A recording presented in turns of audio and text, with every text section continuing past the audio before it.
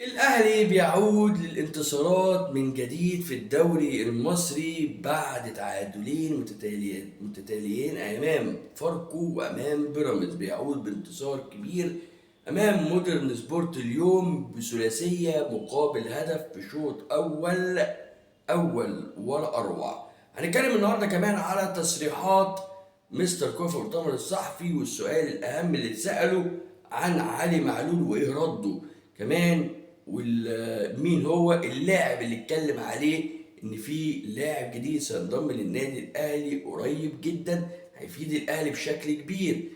كمان هنتكلم على السؤال اللي بيشغل جمهور الاهلي دلوقتي بعد تألق كاردشار المهاجم الجديد وبعد رجوع وسام ابو علي من الاصابه، مين يلعب اساسي على مين؟ الناس كلها بتفكر، مستر كولر في حيرة مين يلعب. طب هل الملعب يساعد الاتنين؟ هنتكلم عليه النهارده، تابعوني في خلال الحلقة وهنتكلم فيه مع بعض بشكل فني جدا. السلام عليكم ورحمة الله وبركاته حبايب على الرسول في كل مكان، وحشتوني جدا. قبل ما نبدأ كلامنا ما تنسوش الشير واللايك والاشتراك في القناة عشان يوصلكم كل جديد، ودعم لاخوك عمرو الدسوقي. طبعا بنبارك لكل جمهور النادي الاهلي العظيم على الفوز النهارده. الاهلي النهارده بيحتل المركز الثاني ورا بيراميدز المتصدر الدوري بفرق نقطه وحيده. النهارده الاهلي بيقدم شوط ولا اروع. النهارده شفنا كارتشار بيتالق، النهارده شفنا امام عاشور، النهارده شفنا جبهه يسرى جامده جدا بقالنا فتره ما شفناهاش. الدبيس النهارده من افضل اللعيبه اللي انا شفتهم، ومستواه بقاله فتره ثابت وبيعلى. يعني انا مش قصدي مش ثابت كمان، لا ده بيعلى، بيبقى الافضل كل مباراه بياخد فيها الدبيس بيبقى افضل. شفناه في ناحيه الجناح، وكمان شفناه لما رجع باك مكانه الاساسي. شفنا النهارده تألق كبير من الدبيس في الناحيه الهجوميه والناحيه الدفاعيه. شفنا النهارده تحركات امام عاشور مع كاردشار والتفاهم الكبير اللي كان ما بينهم. شفنا النهارده قفشه، شفنا النهارده السوليه بيلعب 90 دقيقه متواصله، بيلعب لاخر مباراه، والاول مره نشوفه بقالنا فتره السوليه بيلعب 90 دقيقه كامله، وكان مقبول مش وحش.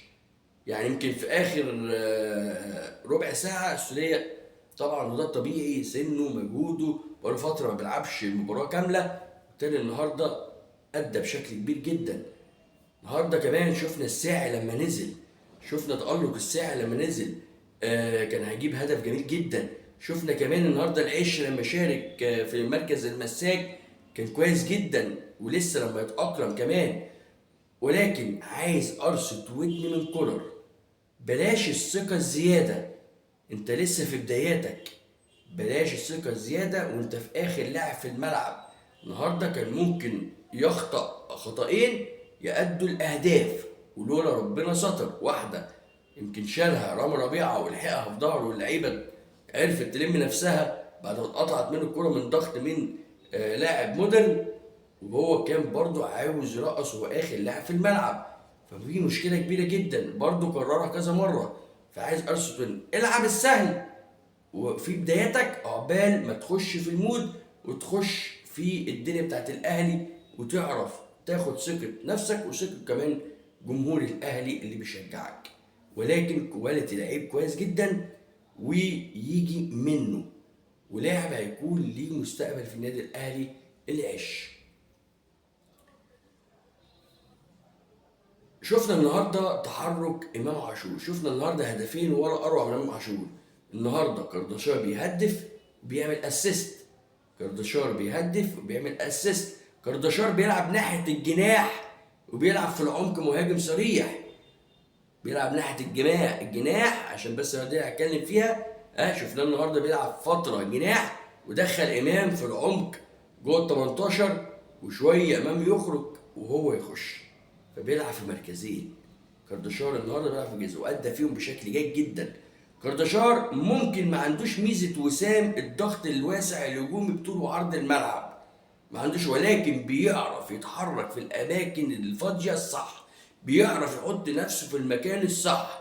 زي ما قلت لكم شاف نفسه في الجناح الشمال، راح وادى فيه بشكل كويس جدا، وصنع هدف الاولاني لامام عاشور بوش قدم رجله اللي فكرنا بيها امام عاشور.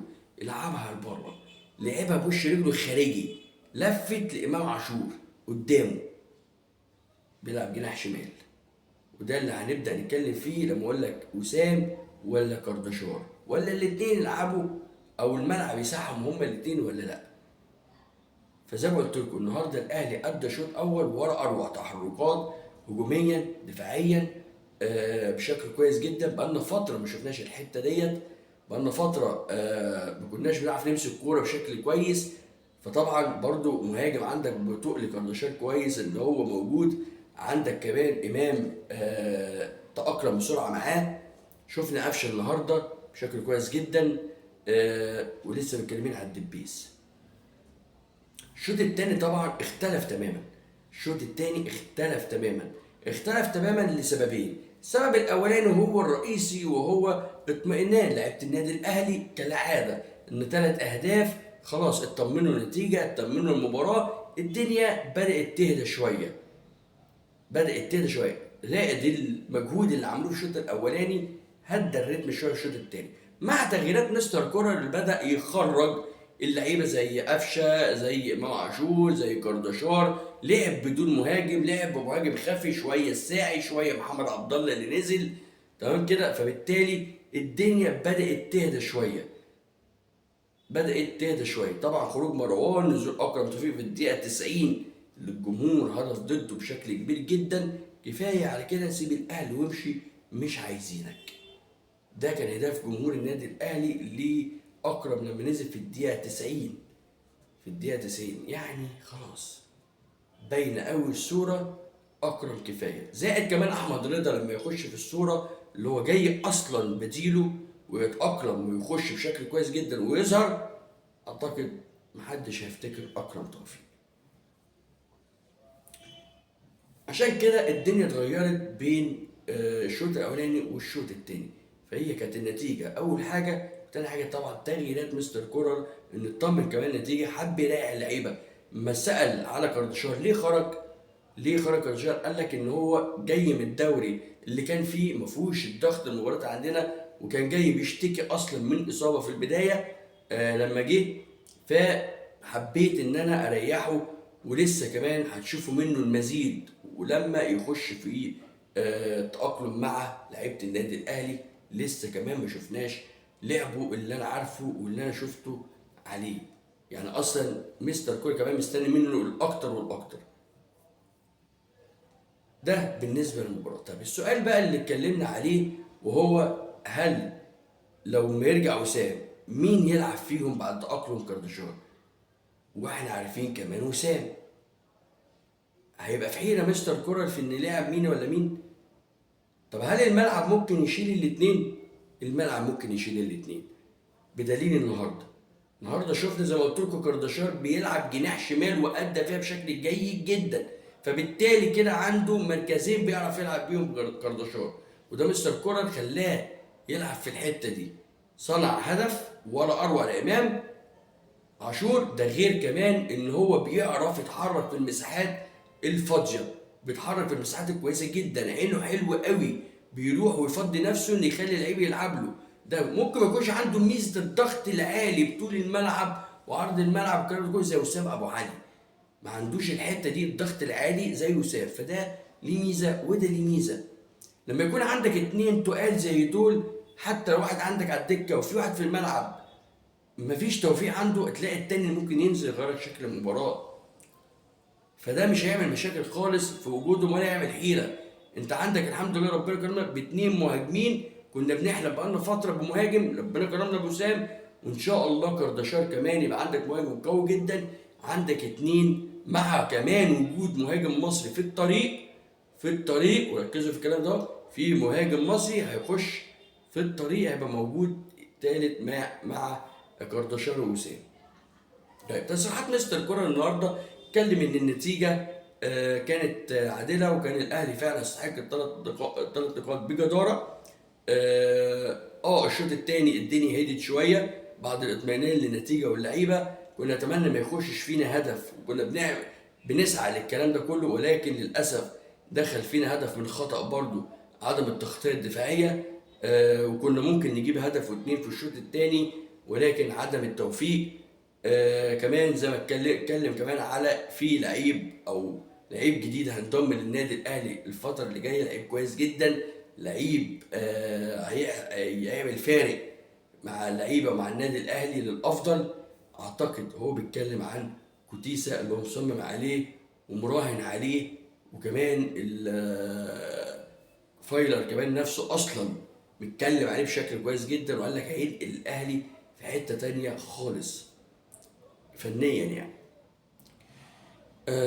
اتسأل على علي معلول من احد الصحفيين، رد مستر كرة رد قاطع: لو سمحت احنا في مباراة خاصة بمودرن سبورت، مباراة كورة، فبلاش تدخلونا في حاجة تانية. انا مش هرد على اي حاجة خارجة عن اطار المباراة، ونهى القصة وقفلها، عشان مش هينفع يقول يا جماعة ايه اللي قاله ورا الكواليس او ورا الكاميرا او ورا الميكروفونات، الحاجات اللي قالها امين اللي طلعت من جوه النادي الاهلي ان هو رافض معلول او يشرح سببه. مش هيطلع يقول الكلام ده كله في الاعلام على الاقل في الوقت الحالي. فباذن الله ان شاء الله زي ما قلت لكم في مهاجم جاي في الطريق، مهاجم محلي. وتاني حاجه كمان كوتيسا لسه الباب ما اتقفلش، عشان في كلام طلع ان كوتيسا الباب اتقفل وهو رفض. لا، لسه الباب شغال. موضوع ان الزمالك دخل في اللعيب، انا بقول لكم لا، ما حصلش. كله كلام سوشيال ميديا وكله كلام اعلام. اللعيب عارف اتجاهه فين، القصه كلها مع النادي بتاعه، القصه كلها في السعر اللي عرضه النادي الاهلي.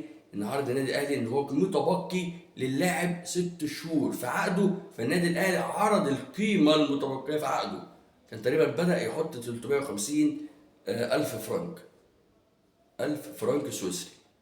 الفايرر حب ان يزود اللاعب، يستاهل اكتر من كده. ده اختلاف مادي لحد الان، اختلاف مادي فقط لا غير. ولكن اللاعب كمان مشكلته ان هو ما عندوش الحمقى ان هو يمشي في الوقت الحالي. عايز ممكن يمشي فري وينهي الفلوس دي كلها خالص، وممكن هو يستفاد بيها من النادي الاهلي. اللاعب ما عندوش الجراءه او الحمايه ان يضغط على النادي بتاعه. انا فاضل لي 6 شهور، ما عندوش مشكله اكملها معاكم، انا سهل جدا، مفيش اي مشكله خالص، وامشي فري بس، ما فيش اي مشكله خالص. فما بيضغطش على النادي بتاعه عشان يمشي. فدي القصه كلها. كان حد دخل وحد علق واللاعب توقفت الصفقه والكلام ده كله، مفيش اي حاجه من الكلام ده يا جماعه تماما خالص. والزمالك ما دخلش في الصفقه دي، لان الصفقه اصلا هو عارف انها محسومه للنادي الاهلي، واللاعب مختار النادي الاهلي. واعتقد نادي الزمالك مش عنده القدره الماليه ان يعرف يدفع ماشي اضعاف المبلغ اللي عرضه النادي الاهلي. كمان الاهلي رفع المبلغ شويه، ولكن ما عندوش القدره اعتقد ان يدفع مبلغ زي، او على الاقل الراتب اللي الاهلي اتفق مع كوتيسا. ما عندوش القدره الماليه ان يدفع حتى مرتب. اذا كنت ممكن تشتريه، ولكن القدره الماليه في مرتبه ما اعتقدش ان الزمالك في الوقت الحالي يقدر يدفعها. الف مبروك تاني وتالت ورابع لجمهور النادي الاهلي، الف مبروك على النتيجه الكبيره دي، وان شاء الله الافضل القادم باذن الله. ان شاء الله الاهلي عنده مباراه قادمه امام بتروجيت يوم الخميس اللي جاي على استاد السلام الساعه 7 مساء. ان شاء الله بالتوفيق باذن الله النادي الاهلي ويقدم الافضل والافضل مع الصفقات الجديده اللي جت ان شاء الله. رب اكون وفقكم باخبار مهمه، واشوفكم اخبار جديده مع عمرو الدسوقي.